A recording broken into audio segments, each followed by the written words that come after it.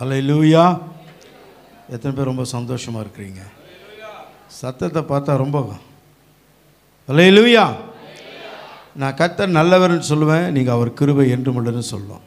கர்த்தர் நல்லவர், கர்த்தர் நல்லவர், கர்த்தர் நல்லவர், கர்த்தர் நல்லவர். ஹல்லேலூயா. எப்பொழுதெல்லாம் அவருடைய சமூகத்தில் அவருடைய சபையாய் அவருடைய மனவாட்டியாய் நாம் கூடி வருகிறோமோ அப்பொழுதெல்லாம் அவர் இறங்கி வந்து நம்மோடு கூட இடைப்படுகிற தேவனாய் இருக்கிறார். இவ்வளோதானா? ஹல்லேலூயா. இந்த காலை வேளையிலே தேவ சமூகத்திலே கர்த்தர் நம்மை ஜீவனோடு கூட சுகத்தோடு கூட பலத்தோடு கூட ஆரோக்கியத்தோடு கூட கர்த்தர் நம்மை வைத்திருக்கிறதே ஒரு பெரிய காரியம். எத்தனை பேர் விசுவாசிக்கிறீங்க? பக்கத்தில் கையை பிடிச்சி சொல்லுங்கள், கர்த்தர் உங்களுக்கு கொடுத்த ஜீவனுக்காக கர்த்தருக்கு ஸ்தோத்திரம் சொல்லுங்க. அல்லேலூயா. தாவீது சொல்லுகிறான், நான் நிற்பதும் நிர்மூலமாகாது இருக்கிறதும் கர்த்தருடைய கிருபை. காலைதோறும் அவர் தம்முடைய கிருபையினாலே கர்த்தர் நம்ம என்ன பண்றாரா? நிரப்புகிறார். அன்றைக்கு இயேசு மரித்தார் என்கிற செய்தி உலகமெங்கும் இருக்கிற ஜனங்களுக்கு இப்பொழுது அறிவிக்கப்பட்டது போல அப்பொழுது பக்கத்தில் இருக்கிற ஜனங்களுக்கு அறிவிக்கப்பட்டது. பிசாசு நினைச்சான் இதோட இயேசுடைய காரியம் முடிஞ்சது. ஆனால் தேவன் அவரை மரணத்திலிருந்து உயிரோடு கூட 3வது நாள் எழுப்பினார். அல்லேலூயா. நல்லா கவனிக்கணும், இந்த உலகத்தில் அநேகர் பிறக்கிறார்கள், அநேகர் மரிக்கிறார்கள். ஆனால் உயிர் தெழுதல் ரொம்ப விசேஷமான ஒன்று. எத்தனை பேர் விசுவாசிக்கிறீங்க? இந்த உலகத்தில் எத்தனையோ கோடி ஜனங்கள் இந்த உலக தோற்றம் முதற்கொண்டு பிறந்தார்கள், ஆனால் மரித்திருக்கிறார்கள். ஆனால் இயேசு ஒருவர் மட்டும் பிறந்து மரித்து 3ஆம் நாள் உயிரோடு கூட எழுந்து இன்றைக்கும் நம் நடுவிலே அவர் உலாவிக் கொண்டிருக்கிறார். ஹல்லேலூயா. அவருடைய நாமம் அதிசயம், அவருடைய நாமம் வல்லமையுள்ள தேவன், அவர் நித்திய பிதா, சமாதான பிரபு. பிறப்பிலே அவரை குறித்து தெளிவாய் தீர்க்க தரிசனங்கள் எழுதப்பட்டிருக்கிறது. இயேசு பிறப்பதற்கு ஏறக்குறைய 500-600 ஆண்டுகளுக்கு முன்பாக தீர்க்கதரிசிகளின் மூலமாய் உரைக்கப்பட்ட தீர்க்க தரிசனம் நிறைவேறி கொண்டிருந்தது. இந்த கால வேளையில் அந்த தீர்க்க தரிசனத்தை தான் நாம் இன்றைக்கு நினைவு கூர்ந்து கொண்டிருக்கிறோம். அல்லேலூயா. அதிகாலை வேளையில் மரியாள் எங்கே போனாங்க? கல்லறைக்கு போனாங்க. இருட்டோட கல்லறைக்கு போனாங்க. இயேசுவை மரித்த நிலைமையில் பார்க்கணும், அவருக்கு சுகந்த வாசனைகளை இட்டு அவரை நான் கனப்படுத்தணும் என்கிற நினைப்போடு கூட போகிறார்கள். ஆனால் உள்ளே போகும்போது அங்கே இயேசு இல்லை. பக்கத்தில் பார்த்து சொல்லுங்க, இயேசு அங்கே எங்கே இல்லை? இயேசு எங்கே இல்லை? ஏன்னா இயேசுக்கு கல்லறைக்கு என்ன இல்லை? சம்பந்தம் இல்லை. ஒரு காலத்தில் நீங்களும் நானும் மரிக்க போகிறோம். எத்தனை பேர் விசுவாசிக்கிறீங்க? இங்கே இருக்க போகிறோமா? ஒரு நாள் மரிக்க போகிறோம். ஆனால் இயேசு எப்படி 3ஆம் நாள் உயிரோடு எழுந்தாரோ அதை போல அவர் வரும் பொழுது நீங்களும் நானும் யாரெல்லாம் கிறிஸ்துக்கள் மரித்தார்களோ அவர்கள் முதலாவது எழுந்திருப்பார்கள். பக்கத்தில் உள்ள கையை பிடிச்சி சொல்லுங்க, கர்த்தர் ஒருவேளை இன்னைக்கு வந்தாருன்னா நம்ம உயிரோடு கூட எடுத்துக்கொள்ளப்படுவோம். ஒருவேளை அவர் வருகை தாமதித்தா, அது சொல்லுங்களேன், ஒருவேளை அவர் வருகை தாமதித்தா பரலோகத்தில் அவரை முகமுகமாய் சந்திப்போம். உயிர்த்தெழுதலில் நமக்கு ஒரு முதன்மையான பங்கு. கிறிஸ்துவுக்கள் மரித்தவர்கள் முதலாவது எழுந்திருப்பார்கள். இந்த காலை வேளையில் உங்கள் மத்தியிலே என் மத்தியிலே உங்களுக்குள்ளாக எனக்குள்ளாக உலாவி கொண்டிருக்கிற மகா பரிசுத்தமுள்ள சர்வ வல்லமையுள்ள தேவன் மரணத்தை ஜெயித்தவராய் நம் நடுவிலே உலாவி கொண்டிருக்கிறார். பாதாளத்தை ஜெயித்தவராய் நம் நடுவிலே உலாவி கொண்டிருக்கிறார். ஹல்லேலூயா. அவர் மரணத்தையும் பாதாளத்தையும் ஜெயித்தவர். இன்னொரு வசனம் சொல்லுது, அவரை மரணத்தை ஜெயமாக விழுங்கினாரா. என்ன பண்ணாரா? எத்தனை பேர் விழுங்கி இருக்கிறீங்க? ஹலோ, என்னதை விழுங்குவோம்? சாப்பாட்டை விழுங்குவோம். ஆனால் இயேசு என்னதை விழுங்கினாரா? பக்கத்தில் கையை பிடிச்சு சொல்லி, நீங்களும் நானும் மரணத்தை விழுங்க போகிறோம், மரணத்தை விழுங்க போகிறோம். அல்லேலூயா. அப்போ நல்ல கவனிங்க, யாரெல்லாம் இயேசுவுக்குள் மரித்தார்களோ, ஞானஸ்நானத்தின் மூலமாய் அவரோடு கூட உடன்படிக்கை செய்தார்களோ, பரிசுத்த ஆவியினாலே யாரெல்லாம் நிரப்பப்பட்டிருக்கிறார்களோ அவர்களுக்கு ஒரு முதன்மையான ஒரு ஆசீர்வாதம் என்ன அப்படின்னா, மரணத்தை விழுங்க போகிறோம். ஒரு பெரிய ஆசீர்வாதம். மரணத்தை நாம் என்ன பண்ண போகிறோம்?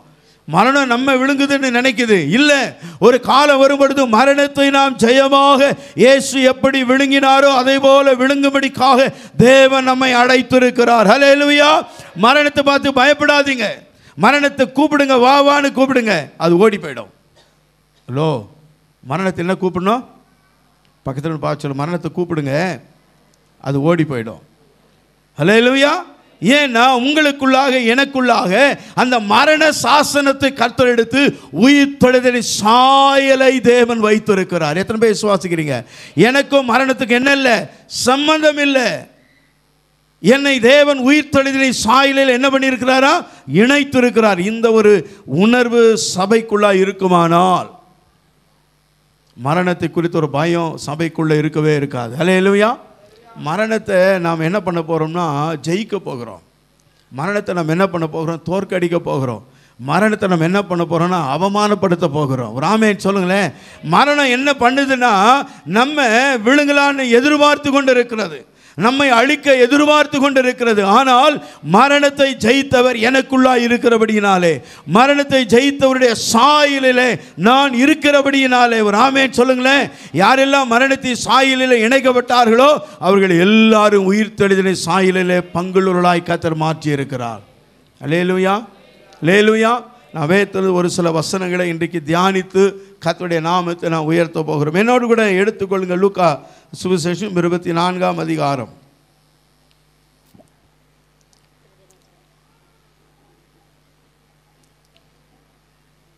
எடுத்துட்டீங்களா?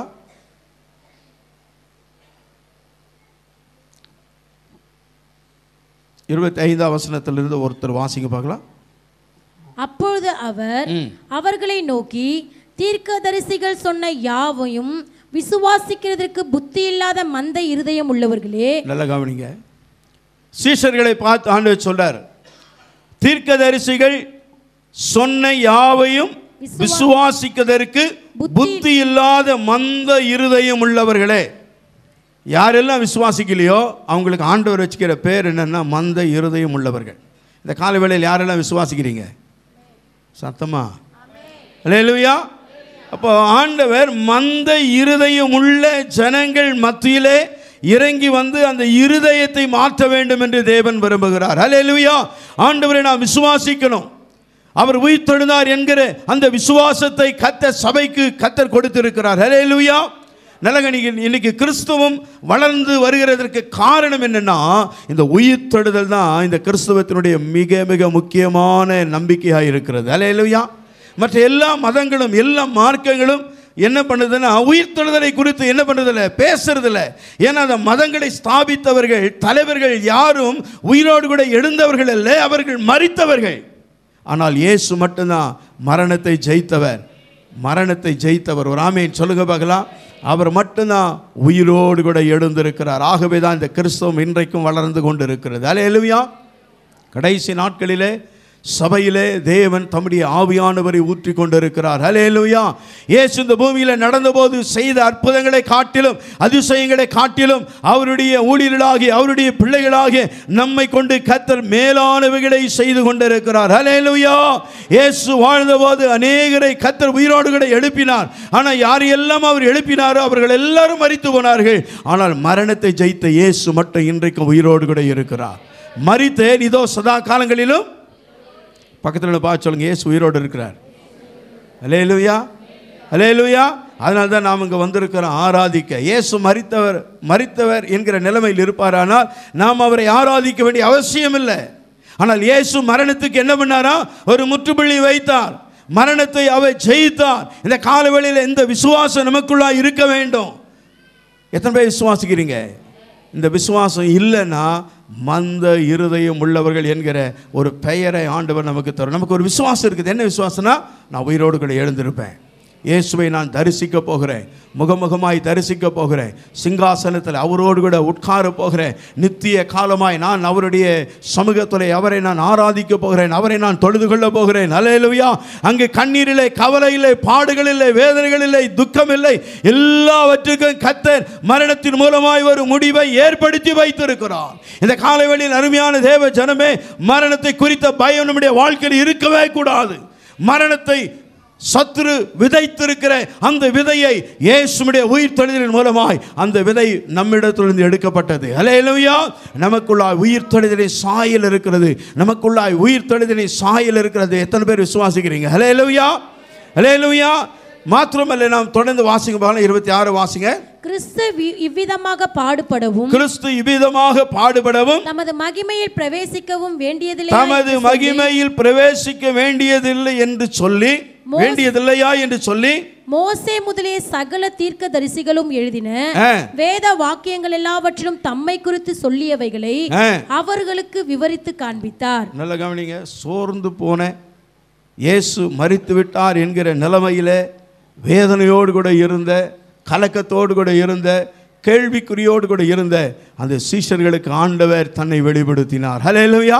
இந்த காலவெளியில் ஒருவேளை பலவிதமான சூழ்நிலைகளினூடாய் கேள்விக்குறியோடு கூட, எதிர்பார்ப்போடு கூட, ஏக்கத்தோடு கூட இந்த இடத்துல நீங்கள் வந்திருப்பீர்கள் என்று சொன்னால், ஆவியானவர் உங்களோடு கூட இடைபடும்படியாய் விரும்புகிறார். ஆவியானவர்களுடைய விசுவாசத்தை இன்னும் தட்டி எழுப்பும்படியாய் விரும்புகிறார். ஆவியானவர் தம்முடைய வல்லமையை உங்களுக்கு காண்பிக்கும்படி உங்களுடைய ஆவிக்குரிய கண்களை திறக்கும்படியாய் விரும்புகிறார். எத்தனை பேர் விசுவாசிக்கிறீங்க? ஆண்டவரே, என்னுடைய ஆவிக்குரிய கண்கள் திறக்கப்பட்டதானால் மகிமையுள்ள தேவனை என்னாலே பார்க்க முடியும். ஹல்லேலூயா. நம்முடைய கேள்விகளுக்கு அவராலே பதில் தர முடியும். இந்த காலவெளியில் ஒரு மகிமையின் தேவன் நம்மை இந்த காலவெளியில் இந்த இடத்துக்கு அழைத்து வந்திருக்கிறார். நீங்களா நானா வரல, கர்த்தரே நம்மை கொண்டு வந்திருக்கிறார். பக்கத்தில் உள்ள பார்த்து சொல்லுங்க, கர்த்தர் தான் உங்களை கொண்டு வந்திருக்கிறார். ஹல்லேலூயா.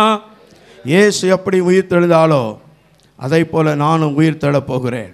இயேசு எப்படி பாவத்தை ஜெயித்தாரோ அதை போல நானும் பாவத்தை ஜெயிக்க போகிறேன்.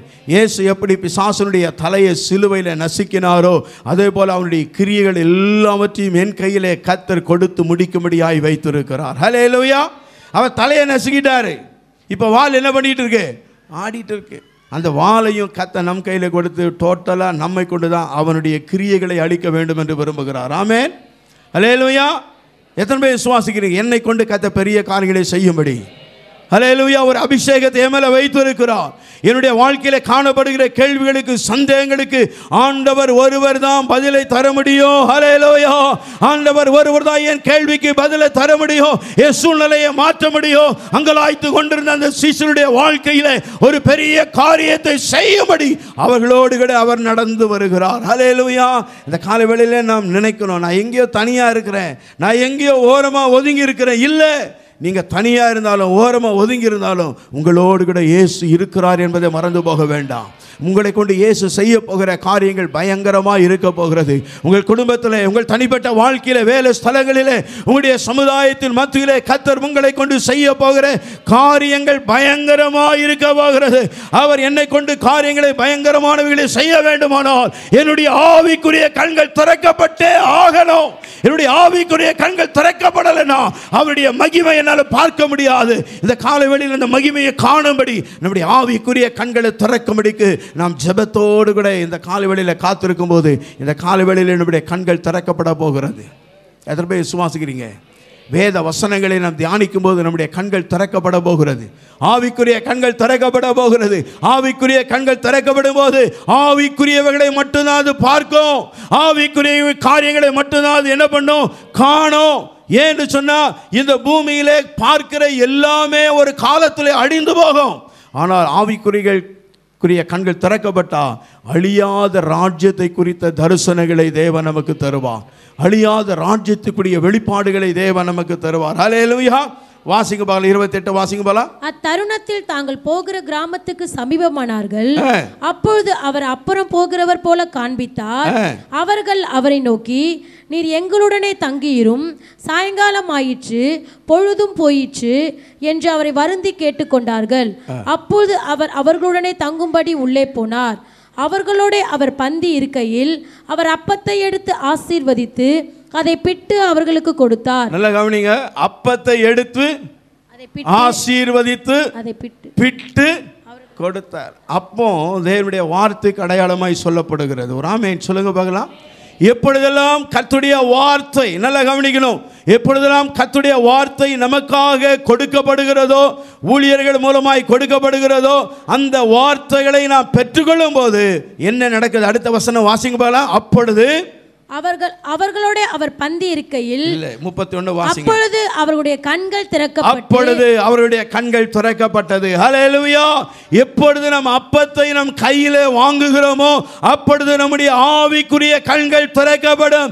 எப்பொழுது கர்த்தருடைய வார்த்தையை நாம் பெற்றுக்கொள்கிறோமோ அந்த வார்த்தைகள் நம்முடைய ஆவிக்குரிய கண்களை திறக்கிறதா இருக்கும். அந்த வார்த்தைகள் நம்முடைய ஆவிக்குரிய கண்களை திறப்பது மாத்திரமல்ல, சத்தியமுள்ள தேவனை, மகத்துவமுள்ள தேவனை, மாறாத தேவனை, உயிர்த்தெழுந்த தேவனை, வல்லமையுள்ள தேவனை, ராஜாதி ராஜாவை காணும்படி நம்முடைய கண்கள் திறக்கப்படுகிறதா இருக்கிறது. ஹல்லேலூயா.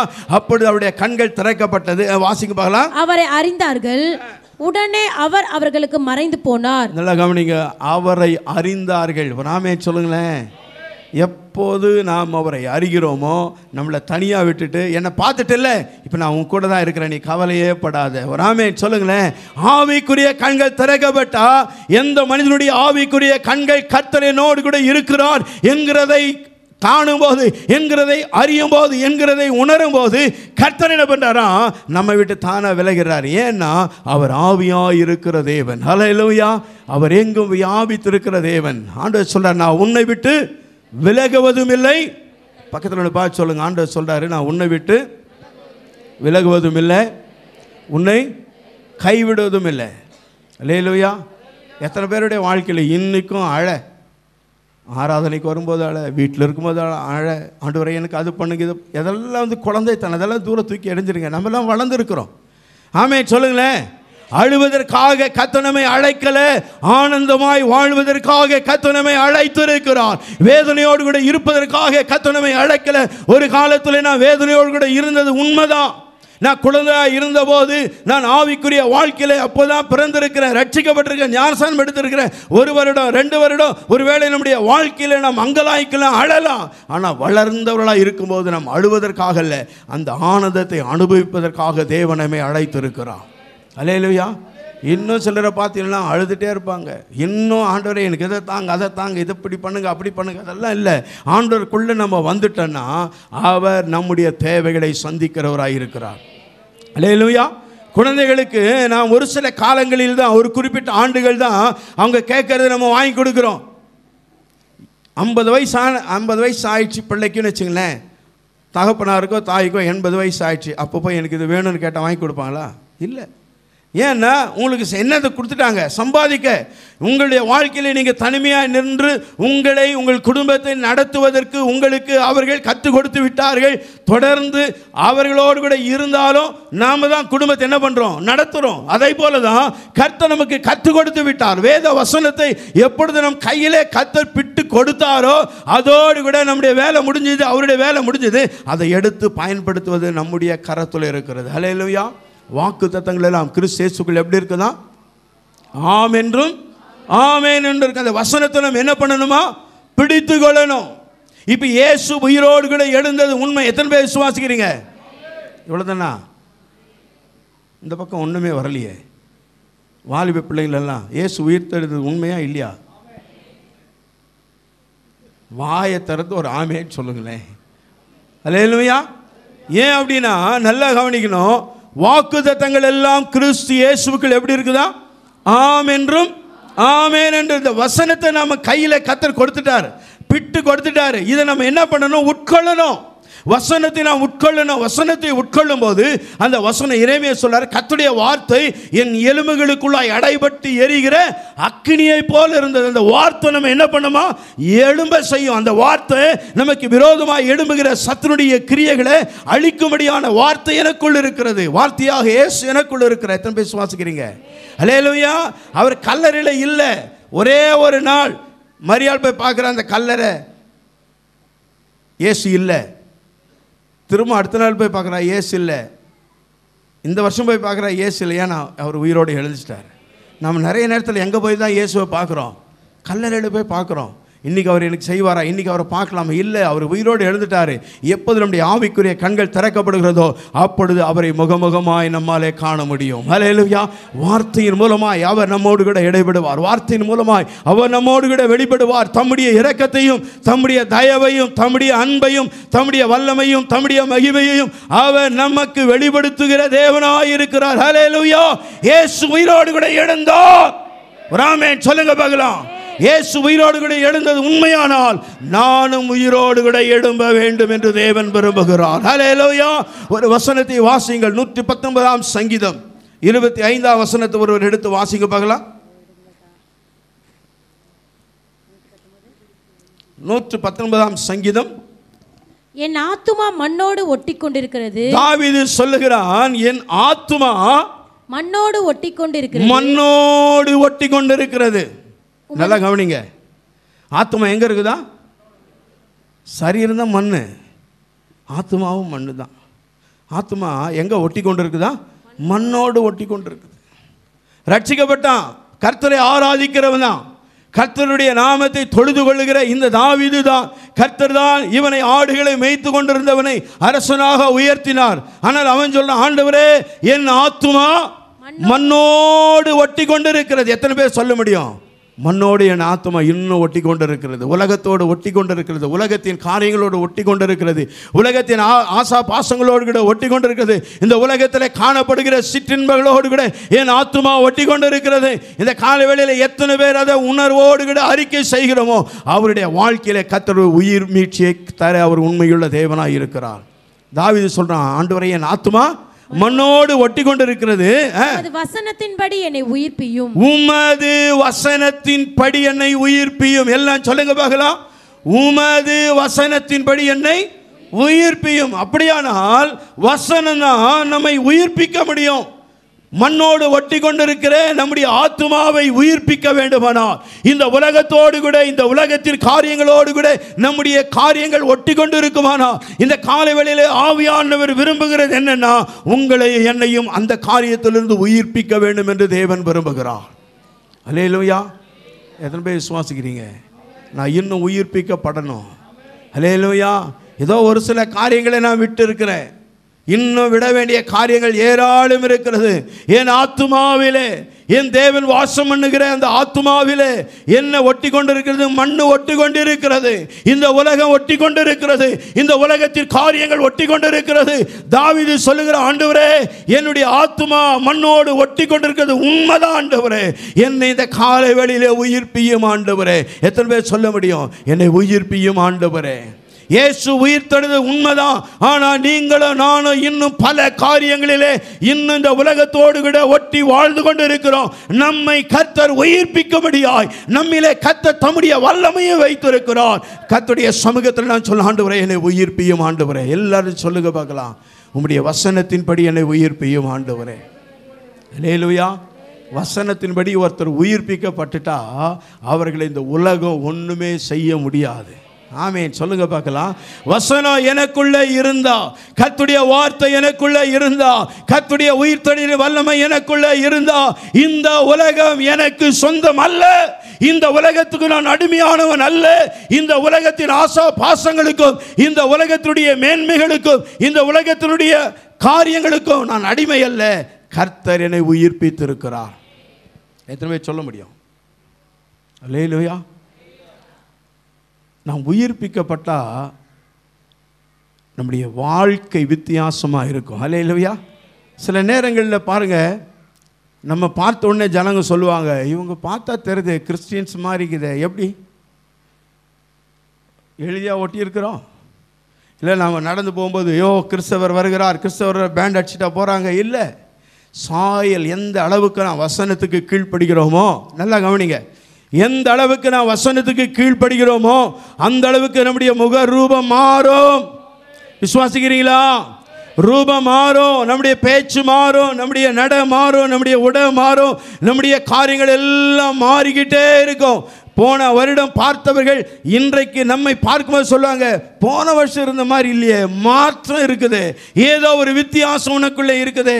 எப்படி அது நடக்கும்? எனக்குள்ளாய் இருக்கிற வார்த்தை, எனக்குள்ளாய் இருக்கிற வார்த்தையாக இயேசு என்னை உயிர்ப்பித்து கொண்டிருக்கிறார். ஹல்லேலூயா. எத்தனை பேர் விசுவாசிக்கிறேன் நான் உயிர்ப்பிக்கப்படணும்? ஹல்லேலூயா. இன்னொரு வசனத்தை கூட எடுத்து வாசிங்க. 107ஆம் வசனம், 119ஆம் சங்கீதம் 107 கூட ஒருத்தர் வாசிங்க பார்க்கலாம். நான் மிகவும் உபத்திரப்படுகிறேன், கர்த்தாவே உம்முடைய வசனத்தின்படியே என்னை உயிர்ப்பியும். நல்ல கவனிங்க, உபத்திரவப்படுகிறவர்களுக்கு கர்த்தருடைய வார்த்தை. எத்தனை பேர் உபத்திரவப்படுறீங்க இந்த உலகத்தில்? வீட்டில் உபத்திரவம், வேலை செய்கிற இடத்துல உபத்திரவம், அக்கம் பக்கத்து வீட்டில் அவங்களால உபத்திரவம், பிள்ளைகளால் உபத்திரவம், கணவனால் உபத்திரவம், மனைவியால் உபத்திரவம், ஏதோ ஒரு உபத்திரவம் ஒவ்வொருடைய வாழ்க்கையிலும் கடந்து வந்து கொண்டே இருக்கிறது. வசனம் என்ன சொல்லுது? வாசிங்க திரும்பவும். நான் மிகவும் உபத்திரவப்படுகிறேன், கர்த்தாவே உம்முடைய வசனத்தின்படியே என்னை உயிர்ப்பியும். நான் உபத்திரவப்படுகிறேன் ஆண்டவரே, என்னை உம்முடைய வசனத்தின்படி என்ன பண்ணுங்க? உயிர்ப்பியும். எத்தனை பேர் விசுவாசிக்கிறீங்க? உபத்திரப்படுறதுக்கு கர்த்தர் விடுதலை தரனா வசனத்தை நீங்கள் நேசித்தா உபத்திரம் உங்களை விட்டு தானாக போயிடும். அல்லேலூயா. ஏன்னா எத்தனை பேருக்கு உபத்திரம் இருக்குது, பாடுகள் இருக்குது. ஆரம்ப காலத்தில் தான் பாடுகள் உபத்திரவம். ஆனால் வசனத்தின்படி ஒரு மனிதன் தன்னுடைய வாழ்க்கையை ஆரம்பித்தால், வசனத்தின்படி தன்னுடைய வாழ்க்கையை அந்த மனிதன் ஆரம்பிக்கும் போது அவருடைய வாழ்க்கையில் என்ன நடக்கணும்? உபத்திரவத்துக்கு பதிலாக தேவனுடைய ஆசீர்வாதம் அவன் மேலே தங்கி இருக்கும். அல்லேலூயா. உமது வசனத்தின்படி என்ன பண்ணும்? உயிர்ப்பியும். 154 வசனத்துக்கு கூட ஒருத்தர் வாசிங்க பார்க்கலாம். 154. எனக்காக நீர் வழக்காடி என்னை மீட்டுக் கொள்ளும். எனக்காக நீர் வழக்காடி. அநேகருடைய வாழ்க்கையில் இன்னும் வழக்கு இருக்குது, பிரச்சனை இருக்கு, போராட்டம் இருக்கு. ஆண்டவர் சொல்ற தாவீது என்ன சொல்ல? உம்முடைய வார்த்தையின்படியே என்னை உயிர்ப்பியும். உம்முடைய வார்த்தையின்படியே என்னை உயிர்ப்பியும். நல்லா கவனிங்க, நம்ம உயிர்ப்பிக்கப்படணும்னா அவருடைய வார்த்தை தான் முக்கியம். கையை உயர்த்து ஒரு ஆமென் சொல்லுங்க பார்க்கலாம். ஹல்லேலூயா. அவர் தம்முடைய வார்த்தை அனுப்பி, தம்முடைய வசனத்தை அனுப்பி அவர்களை குணப்படுத்துகிறார், சுகப்படுத்துகிறார், விடுவிக்கிறார். ஹல்லேலூயா. வேதம் சொல்லுகிறது, குமாரன் உங்களை விடுதலையாக்கினால் மெய்யாகவே நீங்கள் விடுதலை ஆவீர்கள். அப்போ இந்த உபத்திரவங்களிலிருந்து, பாடுகளிலிருந்து, வேதனைகளிலிருந்து, இந்த உலகத்தினுடைய எல்லா விதமான பழக்க வழக்கங்களிலிருந்து ஒரு மனிதன் விடுதலையாக்கப்பட வேண்டுமானால் அந்த மனிதன் கர்த்தருடைய வார்த்தையை விசுவாசிக்கும் போது அந்த மனிதனுடைய வாழ்க்கையில் ஒரு விடுதலையை தேவன் தருகிறார். அல்லேலூயா. விடுதலை எத்தனை பேருக்கு வேணும்? ஹலோ, விடுதலை வேணுமா வேணாவா? ஒவ்வொரு நாளும் விடுதலை பெற்றுக்கொண்டே இருக்கணும். அல்லேலூயா. ஒவ்வொரு நாளும் நமக்கு பிரச்சனை, ஒவ்வொரு நாளும் நமக்கு போராட்டம். இந்த உலகத்தில் உங்களுக்கு என்ன உண்டு? உபத்திரவம் உண்டு. ஆனாலும் நல்ல கவனிங்க, உபத்திரம் இருக்குது, ஆனாலும் நான் என்ன பண்ணிட்டேன்? உலகத்தை. அப்படின்னா என்ன அர்த்தம்? நானே ஜெயிச்சேன்னா நீயும் ஜெயிக்க போகிற, நானே ஜெயிச்சேன்னா நீயும் ஜெயித்து என்னோடு கூட சிங்காசனத்தில் அவரோடு கூட உட்காரும்படியான ஒரு மேன்மையான மகிமையான ஆசீர்வாதத்தை தேவன் நமக்காக ஏற்கனவே சம்பாதித்து வைத்திருக்கிறார். அதை நம்ம அப்ளை பண்ண எடுத்துக்கொள்ளணும். அவ்வளோதான். அல்லேலூயா. சுதந்திரத்தை எடுத்துக்கொள்ளணும். உயிர் எழுதப்பட்டிருக்கிறது, சாசனம் எழுதப்பட்டிருக்கிறது. அல்லேலூயா. நம்மேல் இருந்த அந்த மரண சாசனத்தை ஆண்டவருடைய உயிர்த்தெழுதலின் மூலமாக இந்த மரண சாசனத்தை கர்த்தர் என்ன பண்ணாரா? ஒன்றுமில்லாமல் ஆக்கினார், ஒன்றுமில்லாமல் அழித்து போட்டார். இப்பொழுது உங்க மேலே என் மேலே என்ன சாசனம் எழுதப்பட்டிருக்குன்னா நித்திய சாசனம் எழுதப்பட்டிருக்கிறது. மரண வாசனையிலிருந்து என்னை தூக்கி விடுகிற கர்த்தாவே. அல்லேலூயா. ஒரு நாள் நான் மரண வாசனையில் இருந்த மரணத்துக்கு அதிபதியாக பிசாசானவனோடு கூட இருந்தேன். இப்பொழுது ஜீவனுக்கு அதிபதியாக கிறிஸ்துவோடு கூட கர்த்தர் என்னை எழுப்பி இருக்கிறார். என்னுடைய வாழ்க்கை வித்தியாசமாக இருக்கிறது, என்னுடைய எண்ணங்கள் வித்தியாசமாக இருக்கிறது, என்னுடைய நடை உடை பேச்சு வித்தியாசமாக இருக்கிறது. இதுதான் கர்த்தர் தம்முடைய பிள்ளைகளுடைய வாழ்க்கையிலே செய்கிற ஒரு மேன்மையான அனுபவம். யாரெல்லாம் உயிர்ப்பிக்கப்பட்டிருக்கிறார்களோ, வார்த்தையினாலே உயிர்ப்பிக்கப்பட்டிருக்கிறார்களோ, அவருடைய எண்ணங்கள் வித்தியாசமாக இருக்கும், அவருடைய நடை உடைகள் பாவனைகள் வித்தியாசமாக இருக்கும், அவருடைய அப்ரோச்மெண்ட் வித்தியாசமாக இருக்கும். வேலை செய்கிற இடங்களில் உங்கள் அதிகாரிகள் உங்களை பார்த்தோன்னு சொல்லுவாங்க, அவங்ககிட்ட பொறுப்பை கொடுப்பா, எல்லாத்தையும் சரியாய் செய்து முடிப்பாங்க. ஆமேன் சொல்லுங்களேன். அல்லேலூயா. காரணம் என்ன தெரியுமா? உயிர்ப்பிக்கப்பட்ட வல்லமை எனக்குள் இருக்கிறது. கர்த்தர் என்னை உயிர்ப்பித்திருக்கிறார். வசனத்தினாலே கர்த்தர் என்னை உயிர்ப்பித்திருக்கிறார். ஹல்லேலூயா. 80ஆம் சங்கீதம் 18ஆம் வசனத்துக்கு கூட ஒரு வாசிங்க போலாம்.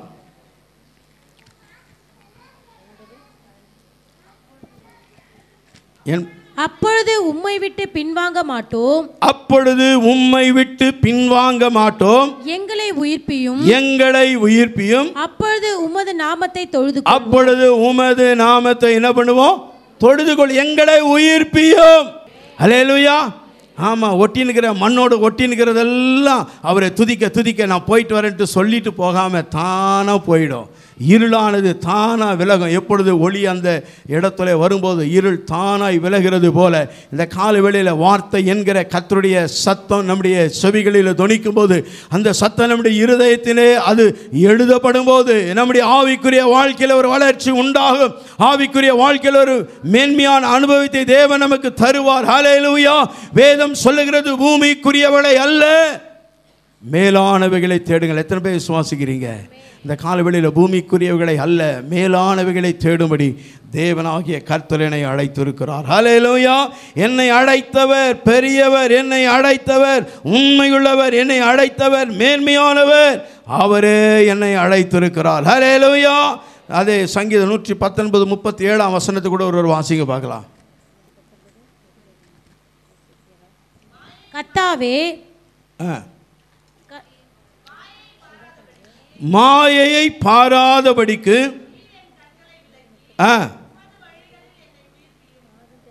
மாயையை எல்லாம் சொல்லுங்க பார்க்கலாம். பக்கத்தில் பார்த்து சொல்லுங்க, மாயையை பாராதபடிக்கு. மாயைன்னா என்ன? சாலமன் சொல்ல எல்லாமே மாயை அப்படின்னா என்ன அர்த்தம்? எல்லாமே அழிந்து போகிறது, எல்லாமே ஒளிந்து போகிற ஒன்று. அதை குறித்து சொல்லும் போது அது மாயை, அது நிலையில்லாதது. வாழ்க்கையே மாயை, அது நிலையில்லாதது. இப்போ அந்த வசனத்தை மீண்டும் வாசிங்க பார்க்கலாம். மாயை பாராதபடி, மாயையை பாராதபடி, எல்லாம் சொல்லுங்க பார்க்கலாம். மாயை பாராதபடிக்கு நீர் என் கண்களை விலக்கி, நீர் என் கண்களை விலக்கி உமது வழிகளில் என்னை, உமது வழிகளில் என்னை உயிர்ப்பியும். ஹல்லேலூயா. மாயையை பாராதபடிக்கு அப்படின்னா இந்த உலகத்திலே காணப்படுகிற அழிந்து போகிறவைகள் மேல் என்னுடைய கண்ணு வரக்கூடாது. ஹலோ, கண்ணு என்ன பண்ணக்கூடாதா? அழிந்து போகிறவைகளை பார்க்கக்கூடாது. பார்க்கலாம், ஆனால் அது மேலே உன் கண்ணை என்ன பண்ணாத, வைக்காத. ஏன்னா அது ஒரு காலத்தில் அழிஞ்சிடும், அது மாயையானது. ஆனால் அழியாத ஒரு ராட்சியம் இருக்கிறது. எத்தனை பேர் விசுவாசிக்கிறீங்க? அதுதான் தேவனுடைய ராட்சியம். அது மகிமையின் ராட்சியம், அது வல்லமையின் ராட்சியம், அது மகா பரிசுத்தமுள்ள ராட்சியம். சர்வ வல்லமையுள்ள தேவன் வியாபித்திருக்கிற ஒரு இடம். அந்த இடத்தின் மேலே நம்முடைய நோக்கம் இருக்குமானால், அந்த இடத்தை சபை வாஞ்சிக்குமானால், அந்த இடத்தை மணவாட்டி வாஞ்சிக்குமானால், மணவாளனோடு கூட இருப்பதற்கு இந்த பூமியிலேயே கர்த்தர் நம்மை ஆயத்தப்படுத்தி கொண்டிருப்பார். எத்தனை பேர் விசுவாசிக்கிறீங்க? அழிந்து போகிற எந்த ஒரு காரியத்தின் மேலேயும் நாம் நாட்டை வைக்காதபடிக்கு அழியாத ராஜ்யத்தை குறித்த ஒரு தரிசனத்தை கர்த்தர் நம்முடைய கண்களிலே வைக்க வேண்டும் என்று விரும்புகிறார். அல்லேலூயா. எத்தனை பேருடைய கண்கள் கர்த்தரை மாத்திரம் பார்க்கணும்னு விரும்புது? மாயை பார்க்கக்கூடாது ஆண்டவரே, அழிந்து போகிறவர்கள் மேல் என்னுடைய கண்ணு போகக்கூடாது ஆண்டவரே. ஃபாதர் பாடினார், அது மேலே கண்ணு போச்சுன்னா போச்சையா. பக்கத்தில் ஒன்று பார்த்து சொல்லுங்கள், எது மேலேயும் உங்கள் கண்ணு போகக்கூடாது. ஹலோ, ஒரு நாளைக்கு அது உங்கள் முகத்தை இந்த உயிர் தெழுந்த நாளில் பார்த்து நீங்கள் பேசுங்க. உங்களுக்குள்ளே இருக்க உயிர் தெழுந்த வல்லமை அவர்களை மாற்றும். ஒரு ஆமே சொல்லுங்க பார்க்கலாம். ஹல்லேலூயா. ஆமாம், மாயானவைகள் மேல் உன்னை கண்ணை என்ன பண்ணாத, பறக்க விடாத. நீ பறக்க விட்டால் உன் அபிஷேகம் போயிடும். உனக்குள்ள எனக்குள்ள இருக்கிற தேவ பலன் நம்மை விட்டு விலகும். தேவ அபிஷேகம் என்னை விட்டு விலகும். தேவன் எனக்கு கொடுத்த தரிசனம் என்னை விட்டு விலகிடும். ஆனால் என்னுடைய கண் கர்த்தரை மாத்திரம் பார்க்கிறதா இருக்கட்டும். என் கண் கர்த்தருடைய வார்த்தை மாத்திரம் தியானிக்கிறதா இருக்கட்டும். ஒரு ஆமென் சொல்லுங்க பார்க்கலாம். ஹல்லேலூயா. இந்த காலவெளியிலே தேவன் நம்மை எந்த நோக்கத்துக்காய் அழைத்தாரோ அந்த நோக்கத்தை நிறைவேற்றும்படி நம்முடைய கண்களை கர்த்தருடைய சமூகத்தில் ஒப்பு கொடுக்கணும். எத்தனை பேர் ஒப்பு கொடுக்குறீங்க? ஆண்டவரே, என் கண்ணை ஒப்பு கொடுக்குற ஆண்டவரே, என் செவியை ஒப்பு கொடுக்குற ஆண்டவரே, என் கால்களை ஒப்பு கொடுக்குற ஆண்டவரே, என் இருதயத்தை ஒப்பு கொடுக்குற ஆண்டவரே, என்னை முழுவதுமாய் உமக்கு ஒப்பு கொடுக்குற ஆண்டவரே. சிலர் என்ன பண்ணுவாங்கன்னா அதை மட்டும் கொடுக்குற ஆண்டவரே, மற்றதெல்லாம் வேணாம், காதெல்லாம் வேணாம் ஆண்டவரே, அதெல்லாம் கொஞ்ச நாள் நான் இருக்கட்டும், திறந்திருக்கட்டும் ஆண்டவரே, கண்ணெல்லாம் கொஞ்ச நாள் திறந்திருக்கட்டும் ஆண்டு. இல்லை, எல்லாம் வச்சு கர்த்தர்கிட்ட கொடுத்தீங்களன்னா அவர் என்ன செய்வார்னா அதை எடுத்து சுத்தம் பண்ணி நம்முடைய ஆவிக்குரிய கண்கள் அவர் திறப்பார். ஹல்லேலூயா. ஆவிக்குரிய கண்கள் யாருடைய வாழ்க்கையில் திறக்கப்படுகிறதோ அவர்களுக்கு மரண பயம் இருக்காது. இந்த உலகத்தினுடைய காரியங்கள் அவர்களை மேற்கொள்ளாது. நாளைய தினத்தை குறித்து அவங்க கவலைப்படவே மாட்டாங்க. ஏன்னா நாளைய தினத்தை குறித்து நாளைய தினம் தான் கவலைப்படமே தவிர நாம் கவலைப்பட்டுன்னு இருக்கிறோம். திங்கக்கிழமை நமக்கு என்ன கொடுக்கணும்னு திங்கக்கிழமை கவலைப்படுது. ஆனால் திங்கக்கிழமையில் நான் என்ன செய்யணும் நாம் கவலைப்படுறோம். வசனம் என்ன சொல்லு தெரியுமா? திங்கக்கிழமை எனக்காக கவலைப்படுது. அதனால் ஏன் நான் கவலைப்படணும்? பக்கத்தில் பார்த்து சொல்லுங்கள், நாளைக்கு உங்களுக்கு என்ன நடக்குன்னு, உங்களுக்கு என்ன கொடுக்கணும்னு திங்கக்கிழமைக்கு தெரியும். ஹலோ, திங்கக்கிழமைக்கு தெரியும். நீ கவலைப்படாத. ஹல்லேலூயா. கவலைப்படுறதுனால ஒரு முழத்தை உங்களால் என்ன பண்ண முடியாது? கூட்டவும் முடியாது, குறைக்கவும் முடியாது. ஆனால் கவலைப்படாமல் அமைதியாக இருந்தால் அன்றன்று வேண்டிய ஆகாரத்தை, அன்றன்று வேண்டிய தேவைகளை அன்றன்றைக்கு உங்களுக்கும் எனக்கும் தர அவர் போதுமானவராய் இருக்கிறார். ஹல்லேலூயா. அழைத்தவர் உண்மையுள்ளவர். காகங்களை கவனித்து பாருங்கள், பறவைகளை கவனித்து பாருங்கள். அவைகள் விதைக்கிறதும் இல்லை, அறுக்கிறதும் இல்லை, தங்களுடைய களஞ்சியங்களில் சேர்க்கிறதும் இல்லை. அவைகளை பிழைப்பூட்டுகிற தேவன் அவைகளை காட்டிலும் விசேஷமாய் அவருடைய சாயலிலே உண்டாகப்பட்ட நம்மை பிழைப்பூட்டுவது அது அதிக உண்மை, அதிக நிச்சயம். ஹல்லேலூயா. என் மேல உங்க மேல இருக்கிற அபிஷேகத்தை ஆண்டவர் கனப்படுத்துகிறார். அபிஷேகத்தில் ஒரு மனிதன் இருப்பானால் அவருடைய தேவையை பரலோகம் சந்திக்கும். அபிஷேகத்தில் ஒரு மனுஷன் இருப்பானா அவன் தேவை என்ன சந்திக்கும்? சத்தமாக சொல்லுங்க, பரலோகம் சந்திக்கும். அபிஷேகத்தில் ஒரு மனுஷன் இல்லைன்னா அவனுடைய தேவைகள் ஒரு நாளும் சந்திக்கப்படாமலே போயிடும். நல்ல கவனிங்க. அபிஷேகம் பண்ணப்பட்ட எந்த ஒரு மனிதனும் எந்த ஒரு மனுஷனையும் விரும்பினால் அதை கர்த்தர் தருவார். ஏன்னா அவருக்கு தெரியும் அபிஷேகம் பண்ணப்பட்டவங்க எதை விரும்புவாங்க எதை விரும்ப மாட்டாங்கன்னு கர்த்தருக்கு தெரியும். ஹல்லேலூயா. நம்முடைய நாவிலிருந்து சொல் பிறவாவதற்கு முன்பதாகவே அவைகளை அறிந்திருக்கிற தேவன் இந்த காலவேளையில் நீங்கள் எந்த நிலைமையில் வந்திருக்கிறீர்கள் என்பதை அவர் ஒருவர் மாத்திரம் அறிகிறார். நம்மை அறிந்தவர் மாத்திரமே நம்முடைய தேவைகளை சந்திக்கிறவராக இருக்கிறார். இந்த காலவேளையில் எத்தனை பேர் சுவாசிக்க முடியும்? என்னை அழைத்தவர் உண்மையுள்ளவர், என்னை அழைத்தவர் மகா பரிசுத்தம் உள்ளவர், என்னை அழைத்தவர் ராஜாதி ராஜா, கர்த்தாதி கர்த்தர், சர்வ வல்லமையுள்ள தேவன். அவரால் செய்யக்கூடாத அதிசயமான காரியம் ஒன்றுமில்லை. அவர் சொல்ல ஆகுவர் கட்டிட நிற்கும். வானமெனது சிங்காசன பூமியினுடைய பாதபடி என்று சொன்ன கர்த்தர் அவரை உண்மையாய் நோக்கி கூப்பிடுகிற யாவருக்கும் அவர் சமீபமாய் இருக்கிறார். யாவருடைய வாழ்க்கையிலும் அவர் அற்புதங்களை செய்ய ஆயத்தமாய் இருக்கிறார். இந்த உயிர்த்தெழுந்த வல்லமை இதை தான் செய்யும். ராமே சொல்லுங்களேன். ஹல்லேலூயா. ஏன் இவ்வளோ ஆவி போல கத்துறோம் அப்படின்னா அந்த வல்லமை உங்களை என்னை உயிர்ப்பிக்க வேண்டும் என்று விரும்புகிறது. ஹல்லேலூயா. ஆண்டவர் சொல்றாரு, கர்த்தருடைய சத்தம் என்ன பண்ணுமா? காதேஸ் வனாந்தரத்தை அதிர பண்ணும், பெண்மான்களே ஈனும்படி செய்யும். அப்படின்னா போதும், எல்லாம் நடக்கும். ராமே சொல்லுங்களேன். உண்டாக கடவது என்று சொன்னார், எல்லாம் உண்டாயிற்று. எத்தனை பேர் விசுவாசிக்கிறீங்க? சூரியன் உண்டாக கடவது, சூரியன் உண்டாயிற்று. வானம் உண்டாக கடவது, வானம் உண்டாயிற்று. நட்சத்திரங்கள் உண்டாக கடவது, எல்லாம் உண்டாயிற்று. ஆனால் மனுஷனை மட்டும்தான் அவர் உண்டாக்கினார். எவ்வளோ விசேஷமானவர்கள். அல்லேலூயா. ஆமென். அப்போ உங்களை என்னையும் ஆண்டவர் எப்படி உண்டாயிருக்கிறாரா? அவருடைய சாயல். விசுவாசிக்கிறீங்களா? அவருடைய சாயல் நமக்குள்ளாய் இருக்கிறது. அவருடைய வல்லமை நமக்குள்ளாக இருக்கிறது. அவருடைய பலன் நமக்குள்ளாக இருக்கிறது. அவருடைய சுகம் நமக்குள்ளாக இருக்கிறது. அவருடைய உருவாக்கக்கூடிய வார்த்தை நமக்குள்ளாக இருக்கிறது. ஹல்லேலூயா. வேதம் சொல்லுகிறது, மரணமும் ஜீவனும் நாவின் அதிகாரத்தில் இருக்கிறது. அதை விரும்புகிறவர்கள் அதனுடைய கனி என்ன பண்ணுவாங்க? புசிப்பார்கள். நீங்களும் நானும் எதை விரும்புகிறோம்? வாலிப பிள்ளைகள் கொஞ்சம் நல்லா கவனிக்கணும். நாம் விரும்புகிறது என்ன? ஜீவனை விரும்பணும். ஜீவனை குறித்து பேசணும். அவிசுவாசத்தை அல்ல, விசுவாசத்தை பேசும்படிக்காக தேவன் நம்மை அழைத்து இருக்கிறார். ஹல்லேலூயா. அவர் சொன்னார், உண்டாக கடவது, உண்டாயிற்று. யோசுவா சொல்ற, அப்படியே நில்லுப்பா சூரியன், அப்படியே நின்னுச்சு. ஆமென் சொல்லுங்களேன். ஹல்லேலூயா. மோசேயுடைய கோல் அடிக்கிறான், செங்கடல் அப்படியே பிளந்து அப்படியே நிக்குது. யோர்தானில் காலடி எடுத்து வைக்கிறார்கள். யோர்தான் பின்னிட்டு போகுது. அவர்களால் முடியும்னா உங்களால் முடியும். எத்தனை பேர் விசுவாசிக்கிறீங்க? அல்லேலூயா. என்னால் செய்யக்கூடாத அதிசயமான காரியம் ஒன்றும் உண்டோ அப்படின்னா என்னத்துக்கு கேள்வி கேட்கிறார். என்னால எல்லாவற்றையும் செய்ய முடியும். பவுல் சொல்றான், என்னை பலப்படுத்துகிற கிறிஸ்துவினாலே. எல்லாம் சொல்லுங்க பார்க்கலாம். என்னை பலப்படுத்துகிற கிறிஸ்துவினாலே இதை மாத்திரம் செய்ய எனக்கு பலன் உண்டு. அது யாருமே சொல்லலையே. பக்கத்தில் பார்த்து சொல்லுங்க, எல்லாவற்றையும் செய்ய எனக்கு பலன் உண்டு. அல்லேலூயா, அல்லேலூயா. என் நாவு என்னன்னா ஒரு நெருப்பு.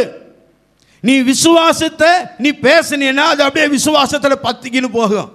ராமே சொல்லுங்களேன். அல்லேலூயா. இயேசு ஒரு நாள் என்ன பண்ணாரு, கிராமத்துக்கு போறாரு. போகும்போது எதில் ஒரு வாலிபன் வரான், பாடையில் தூக்கிட்டு வராங்க. என்ன சொன்னார் ஆண்டவரே? பாடையை மட்டும்தான் தொட்டார். தொட்டுட்டு என்ன பண்ணாரு, வாலிபனே அவன் ஏஞ்சானா இல்லையா? எப்படி நடந்துச்சு? அந்த விசுவாசம் அவனுக்குள்ளாய் கடந்து போகிறது. அல்லேலூயா. அந்த விசுவாசம் எங்கே பிரதிபலிக்கிறதோ அங்கே ஒரு உயிர் மீட்சியை, ஒரு மாற்றத்தை, ஒரு எழுப்புதலை கர்த்தர் தருகிறார். அல்லேலூயா. நீங்களும் நானும் இதை பேச நான் அழைக்கப்பட்டிருக்கிறோம். அதற்காக தான் உயிர்த்தெழுதலின் வல்லமையை தேவன் எனக்குள் வைத்திருக்கிறார். ஏதோ ஒன்றை சாதிக்கும்படி, ஏதோ ஒன்றை மேற்கொள்ளும்படி ஒரு அபிஷேகத்தின் வல்லமையை எனக்குள் தேவன் வைத்திருக்கிறார். அந்த வல்லமை எப்பொழுது வெளிப்படும்னா நீங்க பேசும்போது அற்புதம் நடக்கும். நீங்க நடக்கும்போது அற்புதம் நடக்கும். இயேசுடைய வஸ்திரத்தை ஓரத்தை தொட்ட போது அற்புதம் நடந்துச்சா இல்லையா? அல்லேலூயா. இதுவரையிலும் யாராவது தொல்ல, அந்த அம்மா மட்டும்தான் தொட்டு என்ன பண்ணாங்க, ரகசியத்தை வெளிப்படுத்திட்டாங்க. அப்படின்னா என்ன அர்த்தம்னா அவருடைய சரீரத்தில் மாத்திரமல்ல, அவருடைய வஸ்திரத்தின் ஓரத்தில் வல்லமை இருக்குது. அல்லேலூயா, அல்லேலூயா. அவருடைய வார்த்தையில வல்லமை, அவருடைய வார்த்தையில பலன் உண்டு, அவருடைய வார்த்தையில சுகம் உண்டு. அந்த வார்த்தையை பேசதான் நாம் அழைக்கப்பட்டிருக்கிறோம். எத்தனை பேர் விசுவாசிக்கிறீங்க? மரணத்தை பேசாத, ஜீவனை குறித்து பேசு. அவிசுவாசத்தை பேசாத, விசுவாசத்தை குறித்து பேசு. அப்படிதான் உனக்குள்ளாய் ஊற்றப்பட்டிருக்கிற அந்த உயிர்த்தெழுதலின் வல்லமை வெளியே கடந்து வந்து பலவீனமானவர்களை பலப்படுத்தும், மரித்தவர்களை உயிரோடுகளை எழுப்பும், முன்னவர்களை நடக்க செய்யும். ஹல்லேலூயா, ஹல்லேலூயா. பேதுருவும் யோவானும் தேவனுடைய ஆலயத்துக்கு போறதுக்கு உள்ள போறாங்க. வெளியே 40 வயது மதிக்கத்தக்க ஒரு மனுஷன் பிறவியிலேயே முடவனாய் உட்கார்ந்து கொண்டிருக்கிறான். ஆமென் சொல்லுங்க பார்க்கலாம். நல்லா கவனித்து, உயிர்த்தெழுந்த வல்லமை எனக்குள்ளாய் உனக்குள்ளாய் இருந்துச்சுன்னு சொன்னா உலகத்தையே தலைக்கீழாய் மாற்ற முடியும். முடியுமா? முடியாதா? ஹல்லேலூயா. நல்ல கவனிங்க. அவன் தேவனுடைய ஆலயத்துக்குள்ள 2 பேரும் கர்த்தரை ஆராதிக்கும்படி போகிறார்கள். வெளியே ஒரு உட்கார்ந்து பிச்சை கேட்டுக்கொண்டிருக்கான். ஐயா எதனா இந்த கொடுங்கள ஐயா. அவங்க அவங்கள உத்து பார்த்து சொல்கிறான். பாக்கெட்டெல்லாம் கை விட்டு பார்க்குறான், ஒன்றுமே இல்லை. நல்லா கவனிக்கணும், ஒன்றுமே இல்லை. அவன் கேட்கறதுக்கு பிச்சைக்காரனுக்கு என்ன நீங்கள் கொடுப்பீங்க? அவன் எது கேட்பான்? காசு. இவங்க 2 பேரும் ட்ரை பண்ணி பார்க்குறாங்க, ஒன்றுமே இல்லை. ஆனால் ஒன்று மட்டும் சொன்னப்பா, நீ கேட்கறது என்கிட்ட இல்லை. எல்லாம் சொல்லுங்க பார்க்கலாம். நீங்கள் கேட்கறது என்கிட்ட இல்லை, ஆனால் என்கிட்ட இருக்கிறது ரொம்ப பெருசு. அது உங்ககிட்ட கொடுத்தா அது உங்களுடைய வாழ்க்கை மாறும். சொல்லுங்க பார்க்கலாம். அல்லேலூயா. சொல்கிறான். இவங்க 2 பேரும் சொல்கிறாங்க, என்னை உத்து பார்க்குறாங்க. உத்து பார்த்த உடனே அவனுக்குள் விசுவாசம் இருக்கிறதை கண்டு அவனை சொல்கிறாங்க, இயேசுவின் நாமத்தில் எழுந்து நட. ஹல்லேலூயா.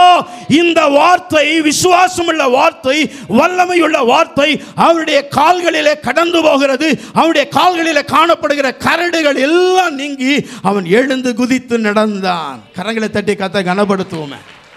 வார்த்தை நல்ல கவனிங்க, உயிர்ப்பிக்கக்கூடிய வார்த்தை உங்களுக்குள்ளாய் இருக்கிற. எத்தனை பேர் விசுவாசிக்கிறீங்க? நான் சொன்னால் நடப்பாங்களா அப்படின்னா நடக்கவே மாட்டான். நான் சொன்னால் நடப்பாங்க அப்படின்ற விசுவாசத்தோடு நீங்கள் சொன்னீங்கன்னா நடக்கும். அல்லேலூயா. ஆமாம். யோசுவா சொல்கிறான், ஆண்டவரே நான் சொன்னால் நிற்குமா? அதெல்லாம் கிடையாது, சும்மா நெல்லு, சூரியன் அப்படியே நில்லு, நான் அப்படியே நின்று போச்சு. எத்தனை பேர் விசுவாசிக்கிறீங்க? இந்த உலகத்தின் அதிபதி எனக்குள் இருக்கிறார். ராஜாதி ராஜா எனக்குள் இருக்கிறார். ஹல்லேலூயா. இந்த உலகத்தை உண்டாக்கின சர்வ வல்லமையுள்ள தேவன் வார்த்தையினாலே எல்லாவற்றையும் உண்டாக்கினார். ஏன் அவர் உண்டாக்கினார் வார்த்தையினாலன்னா, உங்களையும் என்னையும் அந்த வார்த்தையினாலே காரியங்களை செய்யும்படிக்கு அதிகாரத்தை கர்த்தர் நம் கையிலே கர்த்தர் கொடுக்கும்படி அவருடைய சாயலிலே நம்மை கர்த்தர் உண்டாக்கி வைத்திருக்கிறார். அவர் சொன்னால் நடக்கணும், நான் சொன்னால் நடக்கும். விசுவாசிக்கிறீங்களா? எத்தனை பேர் விசுவாசிக்கிறீங்க? பக்கத்தில் பார்த்து சொல்லுங்க, இயேசு சொன்னால் நடக்கணும்னா நான் சொன்னாலும் நடக்கும். இயேசு ஜெபித்தா அற்புதம் நடக்குதுன்னா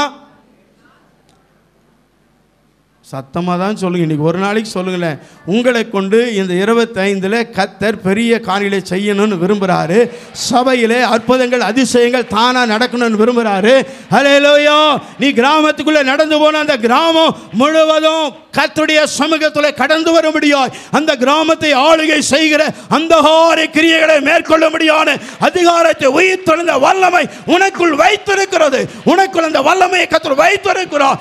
நீங்களும் நானும் சாதாரணமான அல்ல, அசாதாரணமான காரியங்களை செய்ய முடியான உயிர்ப்பிக்கப்பட்ட வல்லமை எனக்குள் இருக்கிறது என்பதை விசுவாசித்தா அற்புதம் தானா நடக்கும்.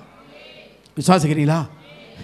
என்ன பாச நீங்கள் வரீங்க, நீங்கள் பாட்டுக்கு சொல்லிட்டு போயிருங்க, நடக்கலாம். என்ன நடந்தாலும் நடக்காமல் போனாலும் கர்த்தருக்குரியது.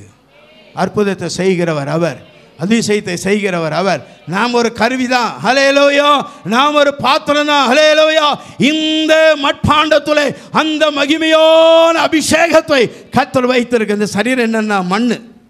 இந்த மண்ணுக்குள்ள மகிமையுள்ள தேவ ஆவியானவர் தம்மை வெளிப்படுத்த முடியாது எனக்குள்ளே வாசம் பண்ணி கொண்டிருக்கிறார்.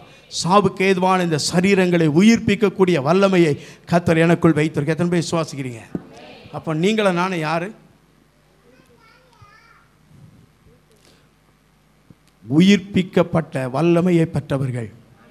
எல்லாம் சொல்லுங்க பார்க்கலாம்.